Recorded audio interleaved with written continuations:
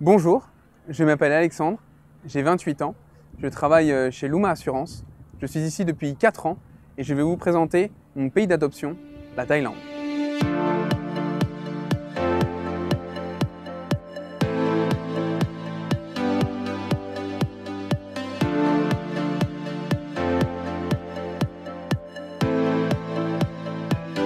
Alors ce qui m'a amené en Thaïlande, c'était un stage en fait, que j'ai dû effectuer à la fin de mes études, à la fin de mon master, pour clôturer justement ce master et j'ai fait mon stage en plein cœur de Bangkok, dans une entreprise qui s'occupait des réseaux sociaux. Je suis arrivé ici il y a 4 ans et j'avais envie de vivre en Thaïlande parce que l'atmosphère est incroyable, les gens sont super agréables aussi et j'ai vraiment adoré ce pays.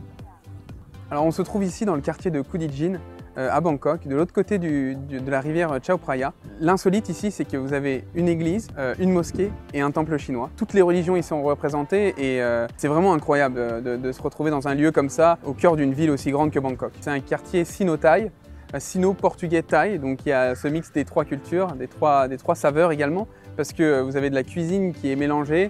Et les petites ruelles qui sont ici aussi sont incroyables parce qu'il y a des petites fresques, il y a aussi des petites boutiques, des petits restaurants qui font tout le charme de ce quartier.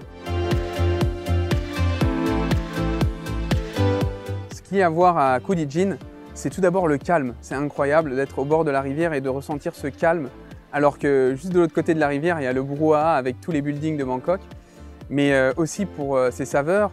Les petits restaurants, les petites pâtisseries aussi ici qui sont faites. C'est quelque chose qui est vraiment incroyable parce qu'on s'y attend vraiment pas. J'ai une petite adresse aussi à Kut Djin. C'est un petit restaurant tenu par Khun Tan qui fait de la cuisine royale. Donc elle mixe les saveurs portugaises, chinoises et thaïlandaises. Sa grand-mère cuisinait pour la famille royale et aujourd'hui c'est à son tour qu'elle propose des mets parfaitement délicieux. Vous pouvez déguster le Khanom Jin qui est une spécialité aussi de Kut Djin ici. Vous pouvez aussi déguster les petits gâteaux de Kut Djin qui sont faits juste devant vos yeux, un petit peu plus loin dans la fabrique de gâteaux de Kut Djin. Le quartier que j'aime également, c'est Chinatown, parce qu'on pense à la grande rue de Yaowarat qui représente toutes les lumières de Chinatown. Mais vous avez aussi des petits bars, des petits restaurants tout au bord de l'eau, qui fait aussi vivre la vie nocturne. Il y a des bars où vous pouvez danser, chanter, fêter en tout cas avec les Thaïs. J'ai même un petit bar à vous conseiller, c'est le Samsara, qui est au bord de l'eau. C'est un petit bar où généralement des artistes thaïlandais viennent se boire un verre ou même se rencontrer. C'est un petit bar qui est méconnu du grand public.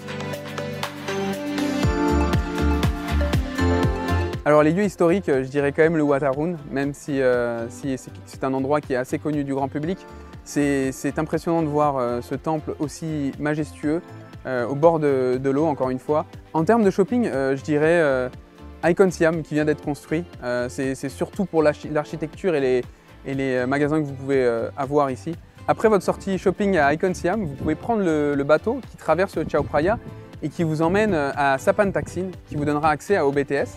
En termes de rooftop et pour le coucher de soleil, je vous conseille le Red Sky qui se situe à Central World. Vous pouvez boire un petit cocktail entre amis et c'est vraiment très agréable. Pour dîner, je vous conseille un petit restaurant qui s'appelle The Local Canteen qui est situé sur le quartier de Chong Non Si. C'est un restaurant qui vous fait déguster pas mal de cuisine thaïlandaise et servi avec la bonne dose d'épices. En termes de sortie après le dîner, je vous conseille le quartier de Tonglor. L'avantage c'est qu'il y a beaucoup de bars, beaucoup de boîtes de nuit et la vie nocturne est super sympa. Alors les incontournables hors de Bangkok et particulièrement donc en Thaïlande seraient Chiang Mai pour moi. C'est une région qui se situe au nord du pays. L'avantage c'est que la chaleur est un peu moins présente et la nourriture est tout aussi bonne. Ce que j'aime beaucoup à Chiang Mai, c'est les reliefs. Les petites montagnes qui me refont penser un petit peu à ma ville natale. Vous avez également de la nourriture de la région à base de soupe et d'autres mets vraiment délicieux. Ensuite, vous pouvez aussi aller sur Chiang Rai qui est un peu plus haut, qui est aussi une ville très agréable à vivre ou aussi qui est très paisible. Alors aussi, vous avez le sud du pays qui est très agréable par ses plages. Je recommanderais la ville de Phuket, sans penser à forcément la vie nocturne. Il y a aussi des lieux paisibles, agréables et vous avez différents paysages et plein de petites îles qui entourent Phuket qui sont juste féeriques. Alors les endroits paisibles proches de Phuket, ce sont des petites îles comme Koh Yao Noi et Koh Yao Yai ville très calme, très paisible et les paysages sont incroyables. Plage de sable fin, petite montagne également, petite crique. Parlons maintenant de la nourriture. Pour moi, la nourriture a une place très importante dans le public thaïlandais. C'est plus qu'une religion, tout le monde mange ensemble et c'est quelque chose qui est assez impressionnant à voir au tout début. Mon coup de cœur culinaire est le khao soi. C'est une soupe qui vient de Chiang Mai. Donc c'est une soupe avec du poulet, des nouilles et accompagnée de tous les mets comme du citron, vous avez aussi du gingembre, etc. Et il y a aussi, généralement, cette soupe est accompagnée d'une saucisse qui vient de Chiang Mai, qui est vraiment délicieuse, mais n'oubliez pas de notifier qu'elle est très épicée. Ce qui me plaît particulièrement en Thaïlande est la simplicité. Vous pouvez vous déplacer en un instant avec différents moyens de transport, que ce soit le tuk-tuk, la mototax, le taxi, le métro et le métro aérien également. C'est vraiment la simplicité qui est impressionnante ici. Un des lieux insolites que j'apprécie beaucoup en Thaïlande, c'est Khao Sok, une des plus belles forêts primaires du monde. Accompagné de son magnifique lac, vous pouvez dormir sur ce lac, vous pouvez vous baigner, vous avez des paysages qui sont incroyables, des forêts et des jungles magnifiques. Alors 3 choses que je vous conseille de faire à Bangkok et en Thaïlande, c'est d'aller sur un marché flottant. Alors pour le marché flottant, je vous conseillerais d'aller à Klong Lat Mayom.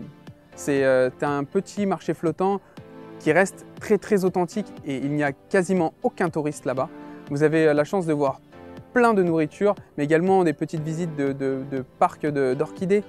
La deuxième activité que je conseille est une petite balade sur le Chao Phraya à l'aide de long tail boat. Donc le long tail boat, c'est des bateaux vraiment très atypiques de la Thaïlande. Vous pouvez visiter plein de lieux insolites comme le Wat Arun ou même le Grand Palais au cœur avec ce petit bateau-là.